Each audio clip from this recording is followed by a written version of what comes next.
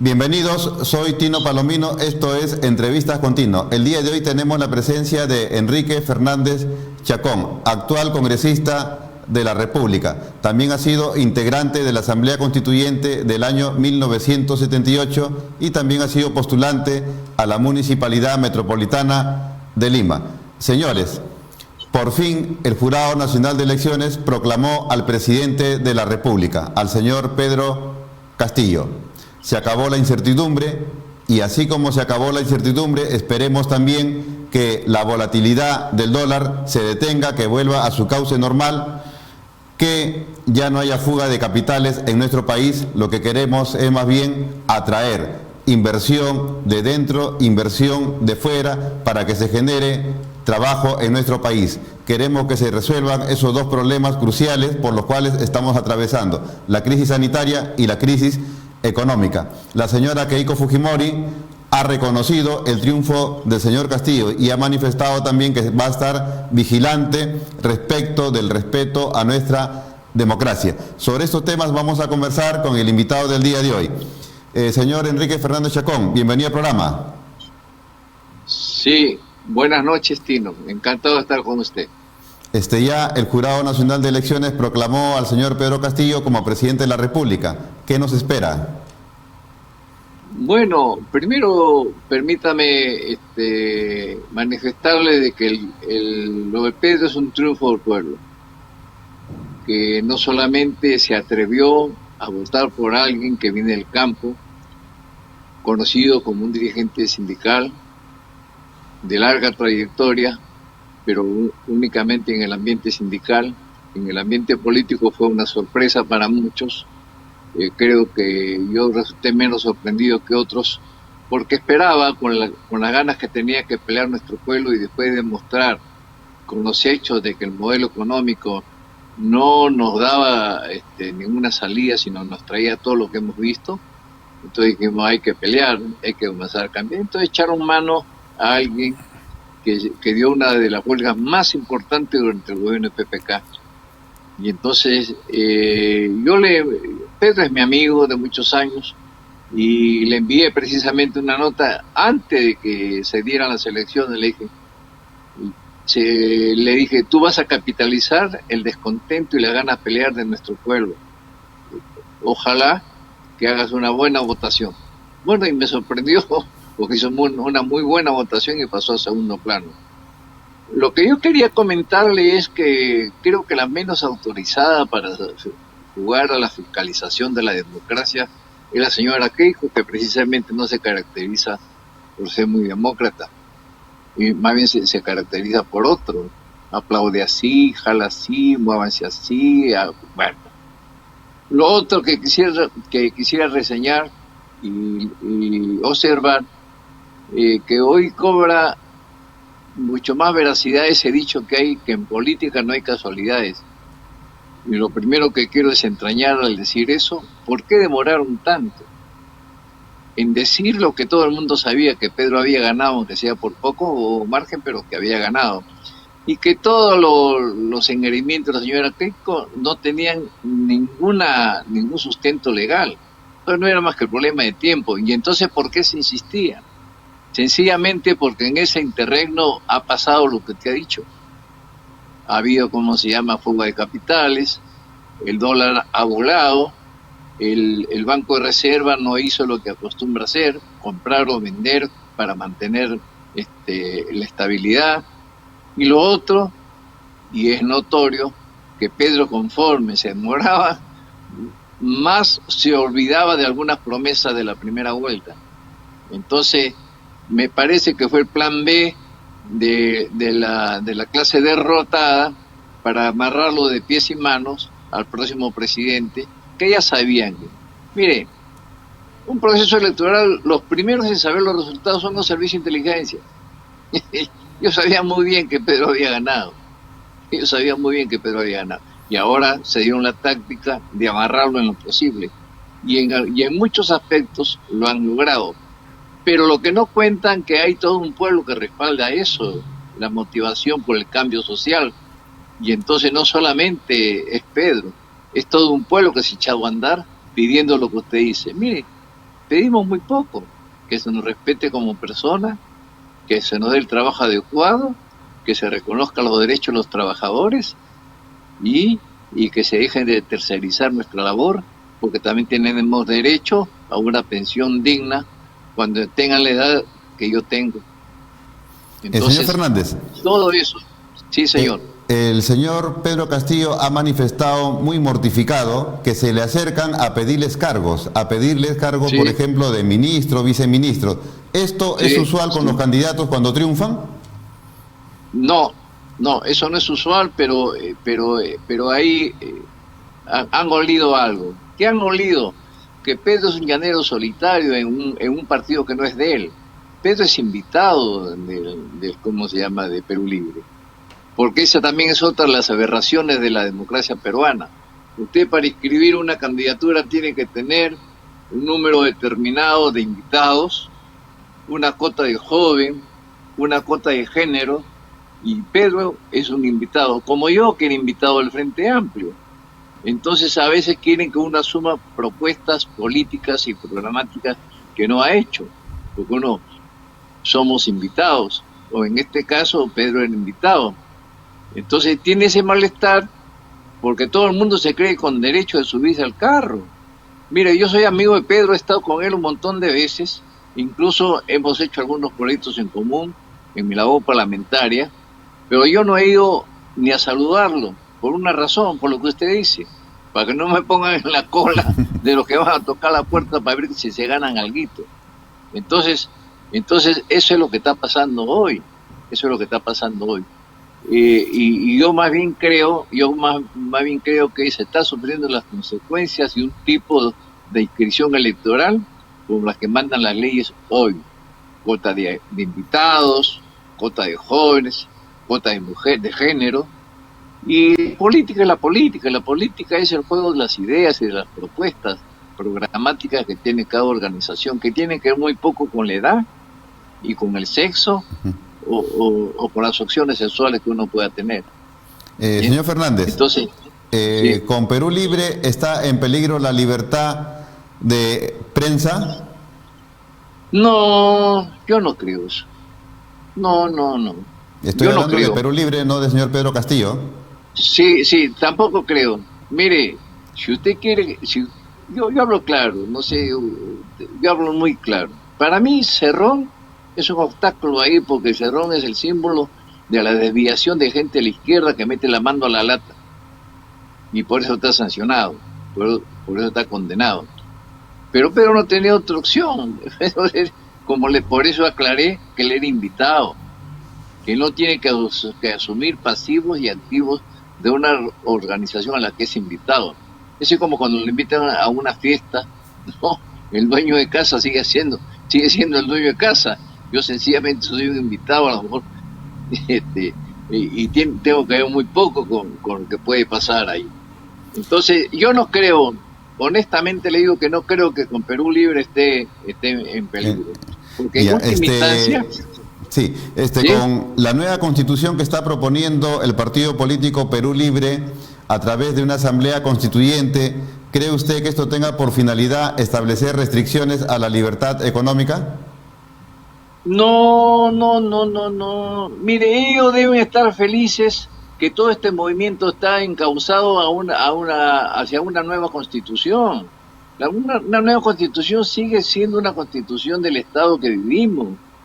Sencillamente hay que reformar algunas cosas para que permitan de que los recursos naturales del que goza nuestro país pues nos beneficie a todos y que la brecha no se abra más. Acá eso es lo que está en juego. Por ejemplo, nosotros no podemos sancionar todos los contratos que han sido producto de la corrupción, porque la Constitución lo reconoce como garantía, y por eso se atreven a enjuiciar o demandar al Estado cuando uno quiere, por ejemplo, ponerle un alto al abuso disfrazado de cómo se llama de una serie de contratos, especialmente los peajes, por ejemplo, ¿no? Todos saben que eso ha sido producto de la corrupción, pero la Constitución lo avala. Entonces hay muchas cosas que cambiar. Sí, entonces, ¿no cree usted que la intención de Perú Libre sea establecer en nuestro país un modelo económico, político similar al cubano o el venezolano? No, de ninguna manera. Mire, hay una distancia enorme. Hay una distancia enorme en el ejemplo de Venezuela con el ejemplo de Cuba o Nicaragua. No tiene que ver nada esto. Nuestro país es otra cosa. Nuestro país, de 105 pisos ecológicos que existen en el planeta Tierra, nosotros tenemos 85. Tenemos una variedad impresionante en los recursos. Por ejemplo, tenemos minerales, tenemos una tierra muy linda. Antiguamente, hasta el año 50 y tantos, el ingreso fundamental del país era la agricultura. De 4 alimentos básicos que tiene la humanidad, América y nuestro país aportó 2. La papa en una variedad impresionante de 4 de papa y el maíz igual. Y entonces somos pueblos que tienen recursos impresionantes, que también lo pueden tener nosotros, sí, pero ¿cuál es la tragedia de nuestros pueblos? La tragedia de nuestros pueblos es que el recurso, por muy grande que tengamos, todavía está sujeto a los vaivenes del mercado mundial, que no depende tanto de nuestras propias raquíticas economías, sino que con motoras que jale, que levante el precio de los minerales, como fue la extensión de China o la India, que son nuestros principales compradores ahora de minerales. Entonces, yo no creo que pase eso primero, porque ya hemos visto lo que pasa en Venezuela y lo que pasa en Cuba y nuestro pueblo aprende. Así como las revoluciones son contagiosas, también los malos ejemplos también. Entonces yo no creo que acá nosotros, o el que habla, o gente que piensa como yo realmente, poniendo por delante los intereses del país, esté dispuesto a hacer una Venezuela acá. No. Ya. ¿Por qué en los países políticos de tipo socialista solamente existe el régimen de partido único? ¿Y por qué en los regímenes neoliberales existe la pluralidad partidaria?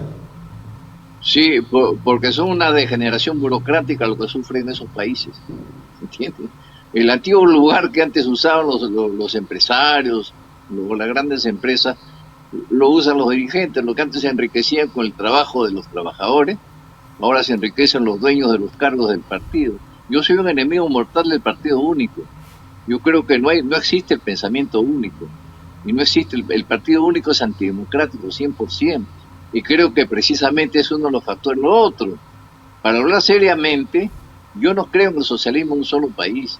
Yo creo en revoluciones socialistas que no se pueden concretar hasta que por lo menos en gran parte el planeta Tierra, controlado por los mercados mundiales y todo eso, se hagan revoluciones. Pero ese es lo que hacía el Che Guevara. Esa es la primera intención que tuvieron los cubanos, tratar de extender su revolución. Fracasaron en eso, y entonces se puede tener cierto nivel de desarrollo en la educación, en la salud y en algunos servicios, pero no transforman las sociedades, porque siguen dependiendo del mercado mundial. Entonces, y después se degeneran, y ya no es más que problema de tiempo para que caigan. Mira cuántos años pasó la Unión Soviética para que llegue a la situación que está hoy. La corriente en la que yo... la corriente en la que yo milito... Señor Fernández, ¿por qué en los países socialistas se restringe la salida y el ingreso de sus nacionales de su país? Caso, por ejemplo, de Corea, caso de la República Democrática Alemana, que ya no existe, y también en sus inicios en Cuba. ¿Por qué? Bueno, yo no creo en esas salidas. Yo, gobernando un país como ese, no haría eso, por ejemplo. La corriente a la que yo pertenezco no haría eso. Yo soy torquista, lo que hemos peleado contra la degeneración burocrática de los que llamábamos los estados en formación, socialistas. O sea, era una transición y se quedaron en la transición, porque depende fundamentalmente del resto del mercado mundial. Ese es el asunto. Y yo no creo que restringiendo los derechos individuales de la gente se pueda hacer socialismo. Nadie hace revoluciones para vivir peor que como vivía en el capitalismo. Ese es el problema. Por ejemplo, acá hay izquierda que alcahuetea y oculta lo que está pasando en Venezuela. En Venezuela se están muriendo de hambre. ¿Entiendes? En Venezuela se reprime a los trabajadores. Yo tengo una lista larga de dirigentes obreros detenidos y presos de años por años por el régimen de Venezuela. Y en Cuba igual, es una distorsión. Ahora, si hubiera más tiempo algún día les puedo contar la historia completa de Cuba, de las razones por qué cosa se levantó Castro y qué cosa fue lo que pidió primero. No se olvide que Castro no fue ni presidente, no fue ni primer ministro en los primeros meses y años de la revolución. Ahí gobernó Urrutia, y él no era ni siquiera primer ministro, y el primer ministro era... Señor Fernández, después vamos a tratar esos temas que son interesantes, el de Cuba. Cuando usted quiera, y le voy a demostrar... Sí, la señora Keiko Fujimori ha postulado por tercera vez a la presidencia de la República y es su tercera derrota. ¿Esto implica el comienzo del fin del Fujimorismo? No, mire, el Fujimorismo no solamente es Fujimori. El Fujimorismo se convirtió en todo un modelo económico. ¿Y quién lo hizo? Fujimori en el 90 decía honradez, tecnología y trabajo. Y nunca ni fue honrado, liquidó mucho trabajo, mucha fuente de empleo, y no tuvo nada de honradez, o muy poco, nada de honradez. ¿Correcto? Y eso sigue hasta hoy.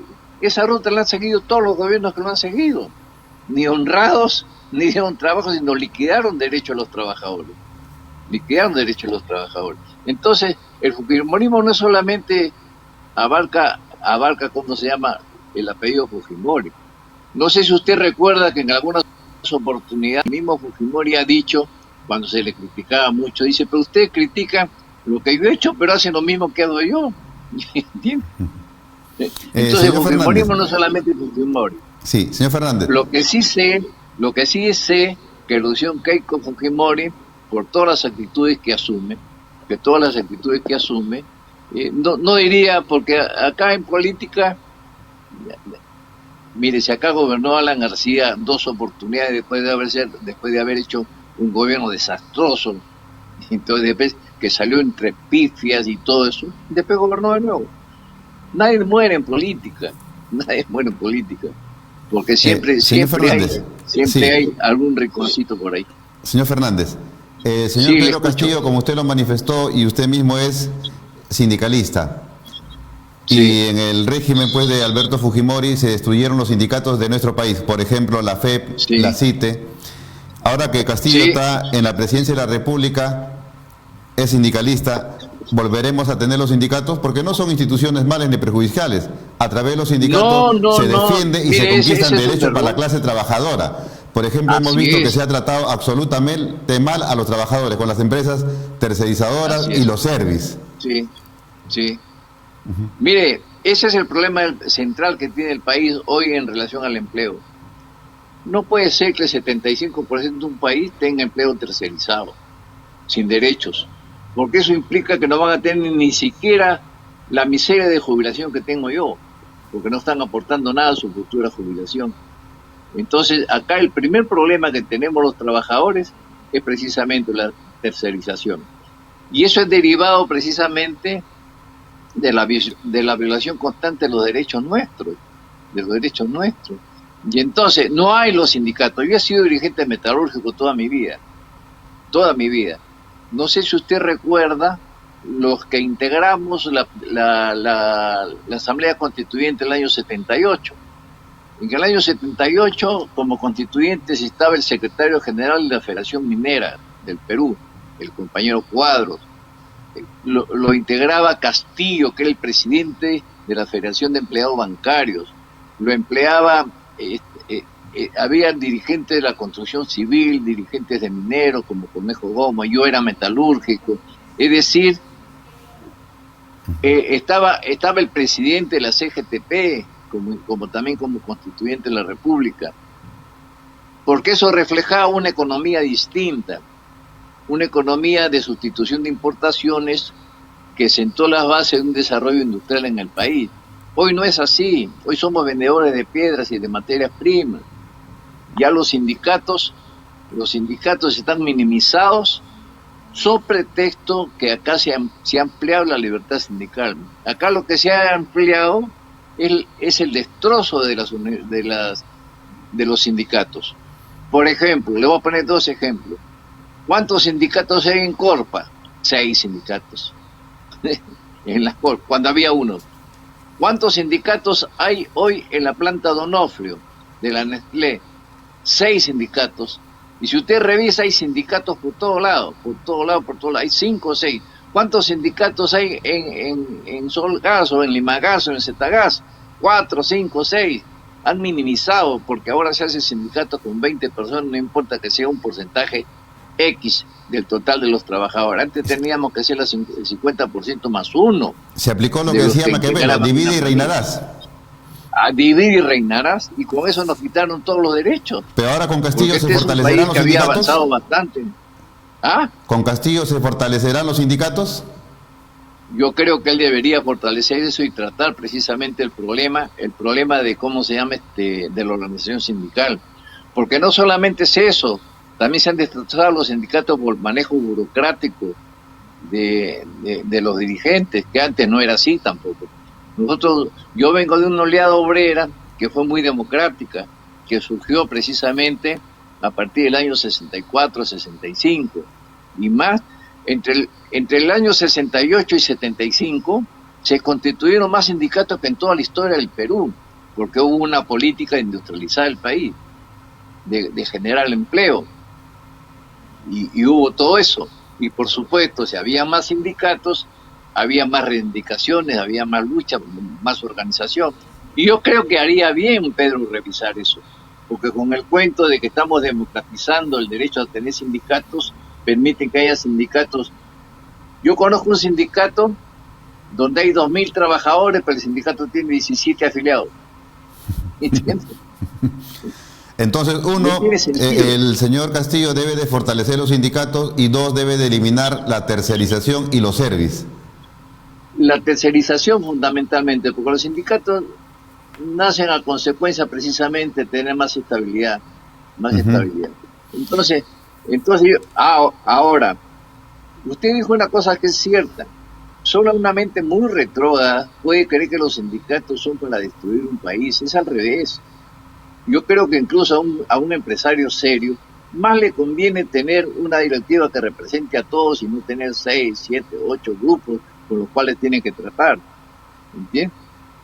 Yo le puedo contar muchas historias. En alguna oportunidad estábamos formando un sindicato nosotros medios clandestinos por la época del 70 y tantos.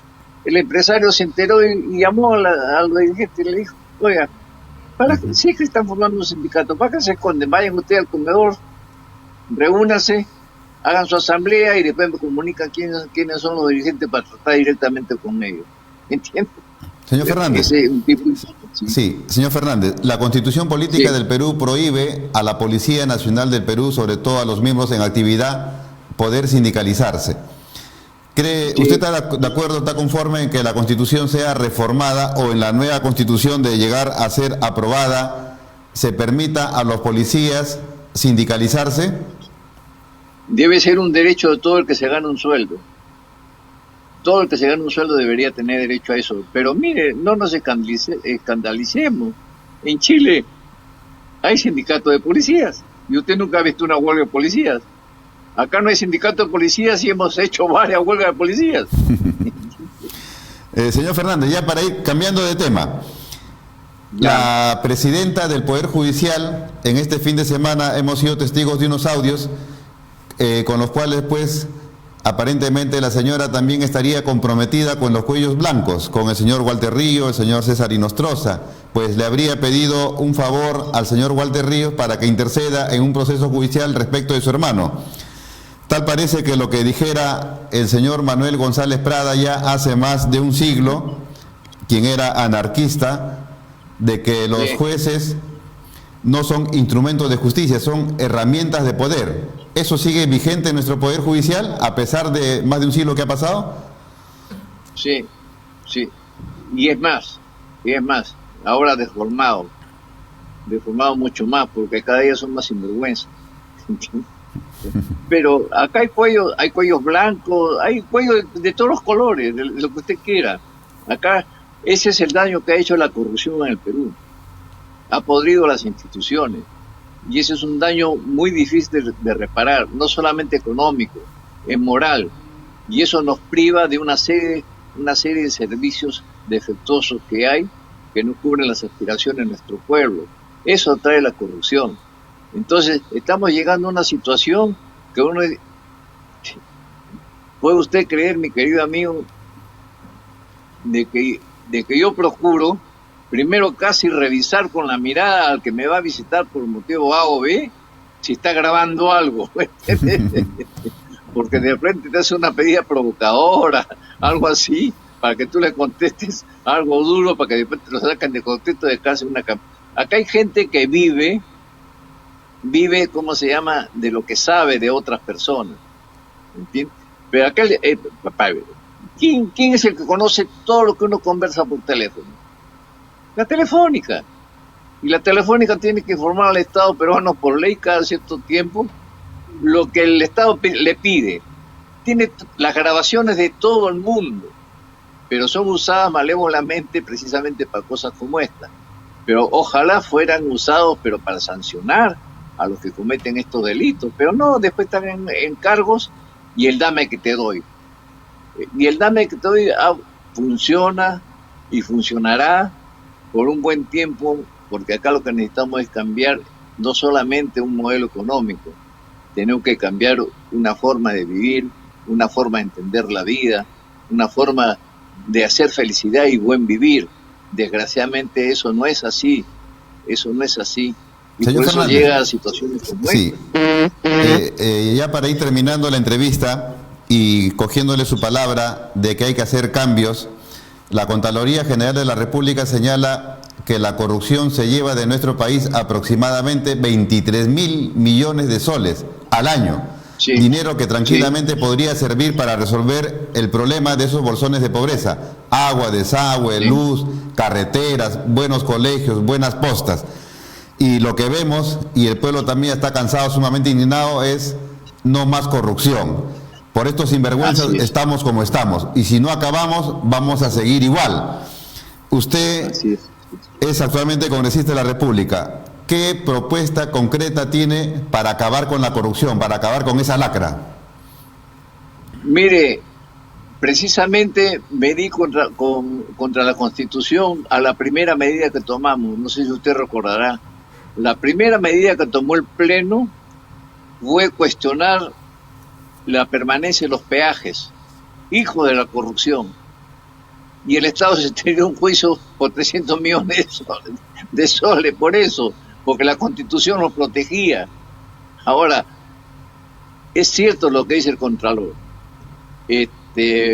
Si dice que son 23.000 millones por año, bueno, no le pongamos 23.000, pongámosle 15.000 por año. Pero ¿de cuántos años estamos hablando?